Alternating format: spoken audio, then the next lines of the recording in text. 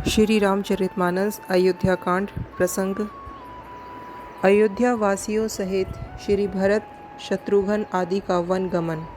घर घर लोग अनेकों प्रकार की सवारियां सजा रहे हैं। हृदय में बड़ा हर्ष है कि सवेरे चलना है।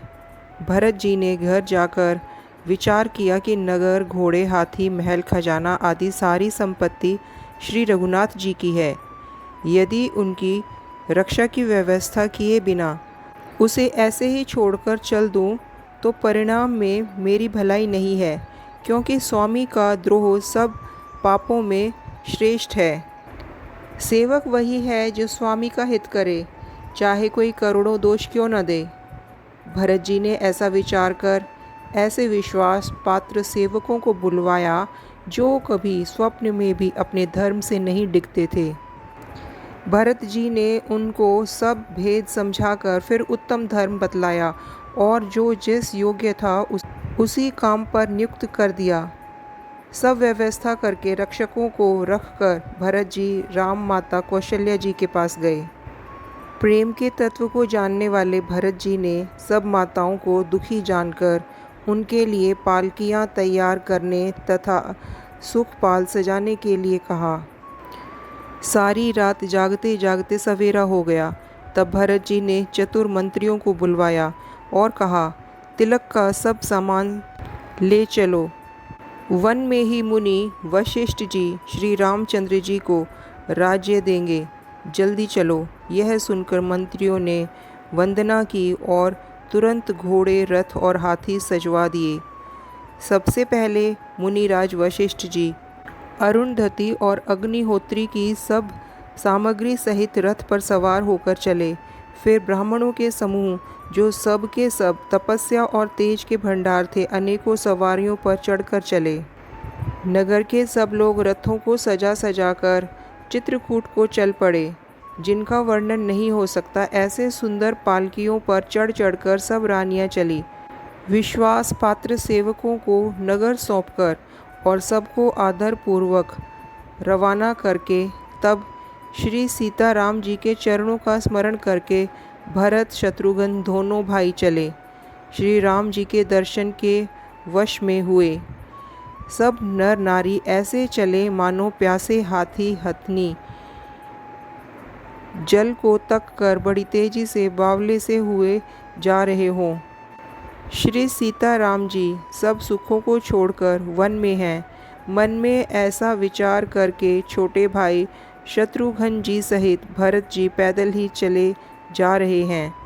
उनका स्नेह देखकर लोग प्रेम में मगन हो गए और सब घोड़े, हाथी, रथों को छोड़कर उनसे उतरकर पैदल चलने लगे।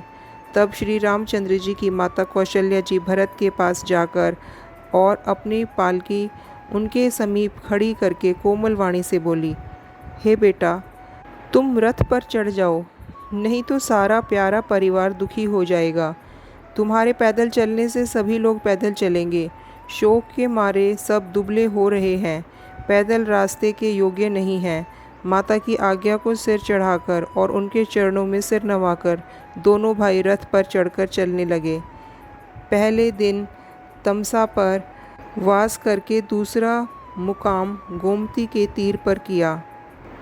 कोई दूध ही पीते, कोई फल आहार करते और कुछ लोग रात को एक ही बार भोजन करते।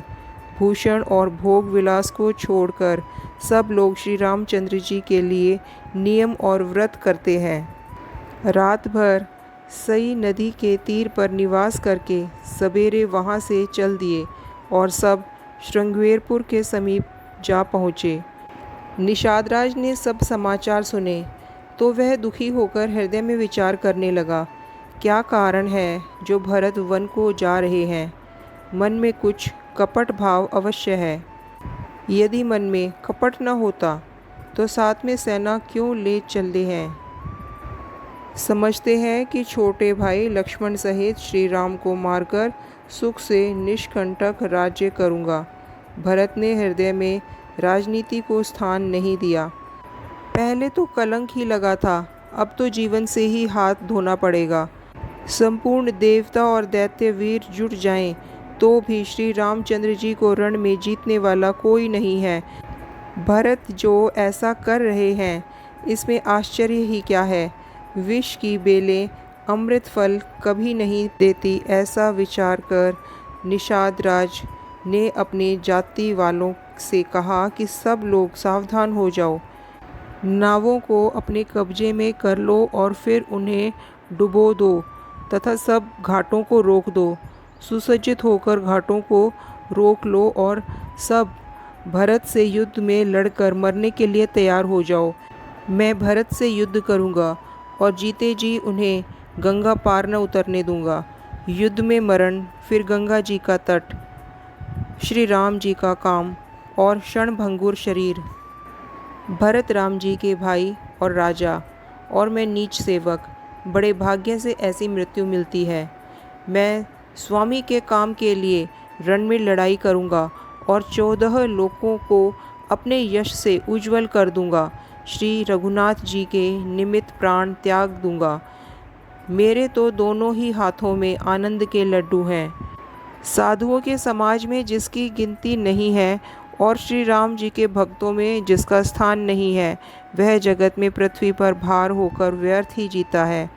वह माता के यौवन रूपी वृक्ष के काटने के लिए कुल्हाड़ी मात्र है। जय श्री राम।